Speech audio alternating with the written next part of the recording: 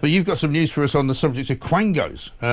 Almost 300 Quangocrats sitting on multiple Quango boards. Yeah, totally. So this is. I like that word, Quangocrat. Yeah, that's a new one. We invented it. We invented it. Yeah, if you type in Quango into Wikipedia, at the bottom on the controversy section, it has the Taxpayers Alliance in there. Currently the Quangocrat, which I'm very proud of. It's a great. It's a good word. Yeah. Fantastic word. But yeah, so this is our new paper. Members of the board as part of our new campaign, Britain's Quangos Uncovered. As you know, Quangos have been in the news quite a lot lately, with Keir Starmer supposedly going to abolish a lot of them. So we're doing a lot of research and investigations into the wider Quangocracy in the UK. And members of the board shows how many sort of board members, Quangocrats, there actually are across almost 400 Quangos. I mean, we've got some like pretty decently paid individuals in here, Mike. We've got Martin Spencer, who was on over 9 Quango boards, all all different areas of expertise as well.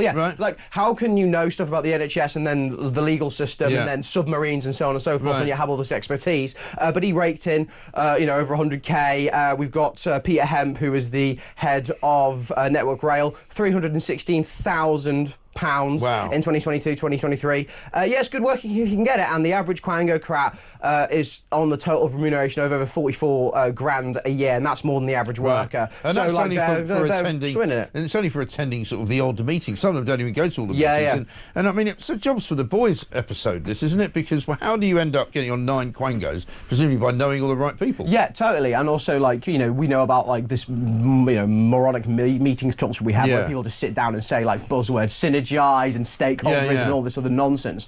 Like, what do these people actually do? And that's what part of Britain's Quangos Uncovered is actually about, because we talk a lot in our circles, Mike, about the blob, Quangocracy, the sort of state we don't see, so to speak. But what we at the TPA want to do, as you know, what we do is we like to sort of take off the veil, if you will, and show people what's really going on. So with this new research and with future research to come with it, we're going to be, breaking down budgets, naming names, and actually telling the average member of the public who these people are and what they actually do, because it's really important to know where decisions are being made, because a lot of these decisions are not being made by ministers, they're being made by faceless Quangocrats. Well, not faceless after we reveal them. Yeah, well, absolutely right, that's good. Absolutely incredible stuff. I mean, Martin Spencer, non-executive board member for Ofsted, Companies House, the NHS Counter-Fraud Authority and the Criminal Cases Review Commission. I mean, what do you need a Quango for Companies House for? Yeah, right, exactly. What does it do? And also, like, how on earth can you have all those different areas of expertise? Like, no, you can have expertise in some areas. If it was like, if he was on a bunch of NHS boards and had a specific interest in healthcare, I can sort of understand that. But he's across absolutely everything, and he's not the only one. I think, like you said, it's a jobs for the boys culture, but also I think it's like endemic to the way this country is run,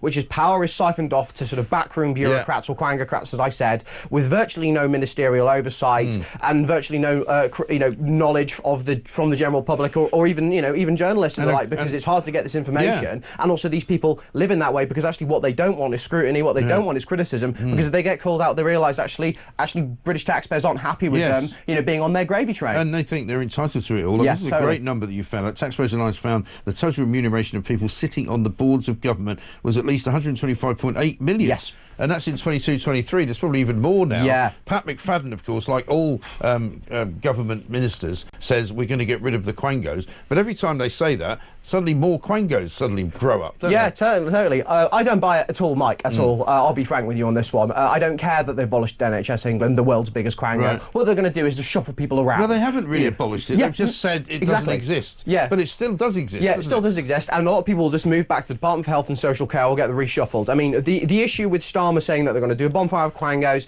is not just they've settled loads. You've got GB Energy, which isn't going to, produce any energy. The Office of Value for Money, which isn't going to raise any money, Run by one bloke. A German called Jürgen. Or in fact, he might be from Holland, actually, but he used to run Siemens. And he sits in a little office in a porter cabin. I've got this vision of him without any staff, right, without any office really properly, without any car, without a company, without a website. They don't buy energy, they don't sell energy, they don't own any energy.